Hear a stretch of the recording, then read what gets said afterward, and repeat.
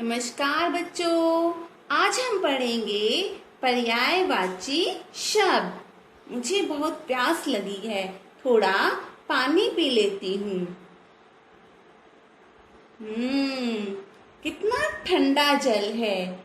लेकिन बच्चों, हमें गर्मियों में ताज़ा नीर ही पीना चाहिए।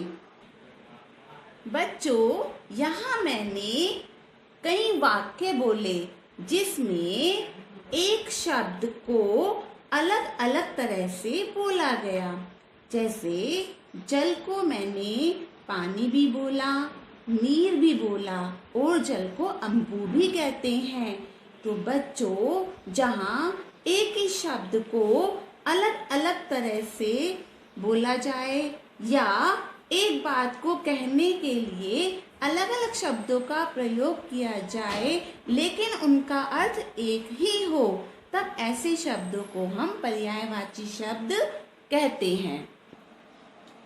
पर्यायवाची को समानार्थी शब्द भी कहते हैं। जैसे यहाँ पर कुछ बच्चे आपस में बातें कर रहे हैं।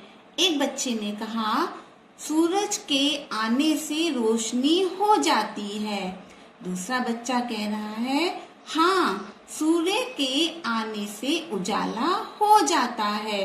तो बच्चों, एक बच्चे ने बोला, यहाँ देखो, एक बच्चे ने इसको सूरज बोला, दूसरे बच्चे ने इसे सूर्य बोला, एक बच्चे ने इसका जो प्रकाश है उसको रोशनी बोला, दूसरे बच्चे ने इसके प्रकाश को उजाला बोला। तो यहाँ पर एक बात को कहने के लिए अलग अलग शब्दों का प्रयोग किया गया। तो इस प्रकार हम कह सकते हैं कि एक समान अर्थ वाले शब्दों को हम पर्यायवाची या समानार्थी शब्द कहते हैं। आइए कुछ और शब्दों के पर्यायवाची शब्द पढ़ें। पहला है पुष्प।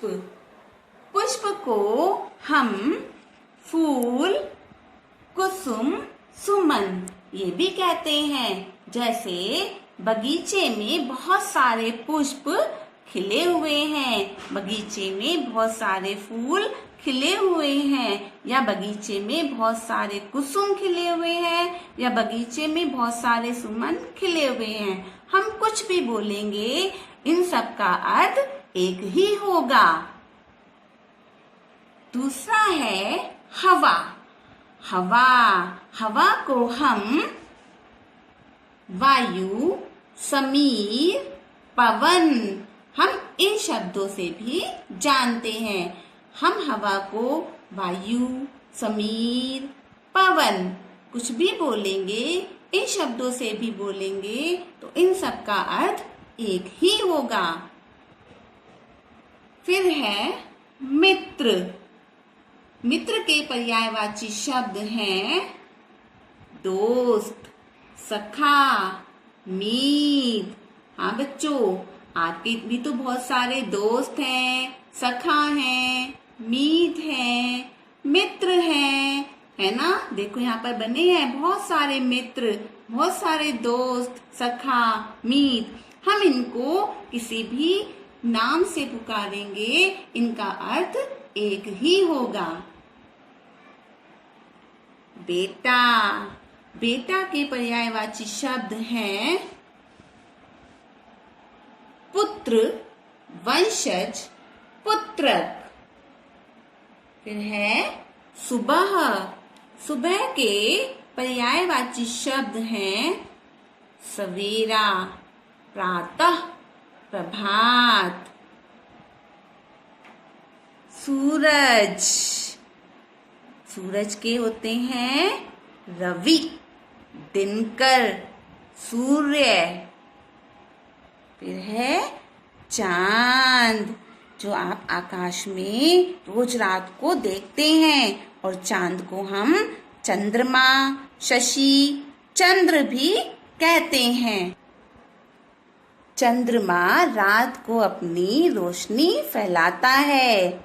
आज शशि कितना सुंदर दिखाई दे रहा है, चारु चंद्र की चंचल किरणें।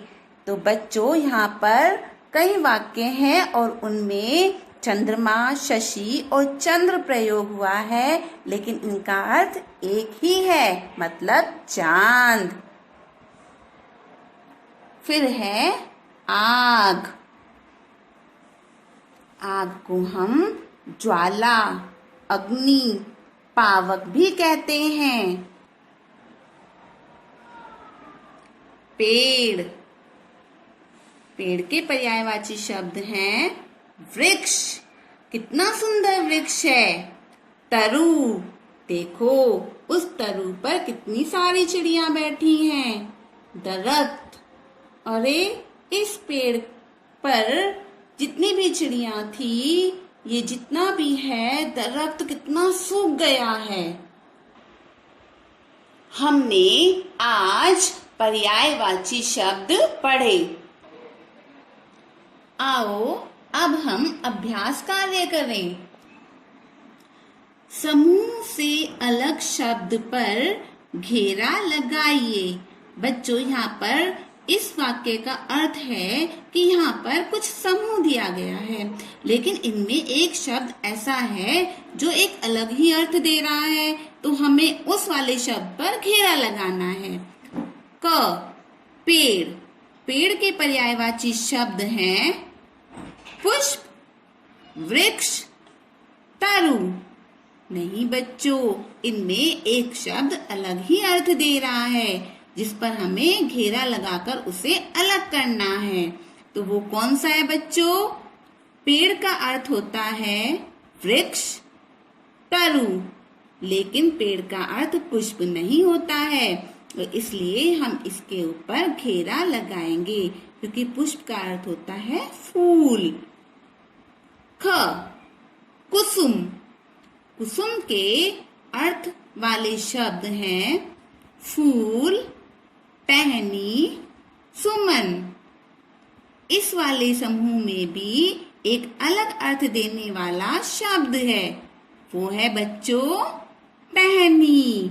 टहनी एक फूल नहीं है, ना तो हम इसे फूल कहते हैं, ना हम इसे सुमन कहते हैं, और ना ही इसको हम कुसुम कहते हैं। तो कुसुम के पर्यायवाची शब्द हैं फूल, सुमन। ग। वायु। वायु के पर्यायवाची शब्द हैं विद्या, हवा, पवन। इसमें बच्चों एक अलग शब्द है जो अलग ही अर्थ दे रहा है, वो क्या है? वो है विद्या। विद्या को हम वायु नहीं कहते हैं, तो ये हमारा अलग शब्द वाला घेरा बन गया। तो वायु के पर्यायवाची शब्द हैं हवा, पवन। चित्र देखकर दो दो पर्यायवाची शब्द लिखिए। यहाँ बच्चों कुछ चित्र दिए गए हैं, हमें उनके दो दो पर्यायवाची शब्द लिखने हैं। पहला बना है फूल, हमें इसके दो पर्यायवाची शब्द और लिखने हैं, और वो हैं कुसुम, सुमन। हम फूल को कुसुम भी कहते हैं और सुमन भी कहते हैं। फिर है घर। घर को हम और क्या कहते हैं? इसके पर्यायवाची शब्द हैं गृह, आलय। फिर है एक पत्र। पत्र को हम खत, चिट्ठी, हम ये सब कहते हैं। फिर है आग। आग को हम अग्नि, अभी हमने बच्चों पढ़ा भी था, अग्नि, ज्वाला, ये भी कहते हैं। फिर है पेड़। पेड़ को हम वृक्ष और तरु ये भी कहते हैं। तो ये सब इनके पर्यायवाची शब्द हैं। निम्नलिखित शब्दों को उचित पर्यायवाची शब्दों से रेखा खींचकर मिलाइए। मतलब यहाँ पर कुछ शब्द हैं, वहाँ आगे उनके पर्यायवाची शब्द लिखे हुए हैं, हमें उनको ढूंढकर उनसे मिलाना है। जैसे कि यहाँ पर है अध्यापक। अध्यापक को हम शिक्षक भी कहते हैं। यहाँ पर पहले से ही हमें ये करके दिखाया गया है। अब पहला हम करेंगे वस्त्र। वस्त्र को बच्चों हम और क्या कहते हैं? चीर। प्रभु। प्रभु को हम ईश्वर भी कहते हैं। ज्वाला। ज्वाला को हम अग्नि कहते हैं। घोड़ा। घोड़ा को हम तुरंग कहते हैं। पंछी। पंछी को हम खग भी कहते हैं। नीर। और नीर तो मैंने आपको शुरू में ही समझाया था, जल कहते हैं। तो ये सभी एक दूसरे के पर्यायवाची शब्द हैं। बच्चों, आज हमने पढ़े पर्यायवाची शब्द और इसका अभ्यास कार्य भी किया। आशा करती हूँ आपको यह समझ में आ गया होगा। आप इसे पढ़ें और समझें। धन्यवाद।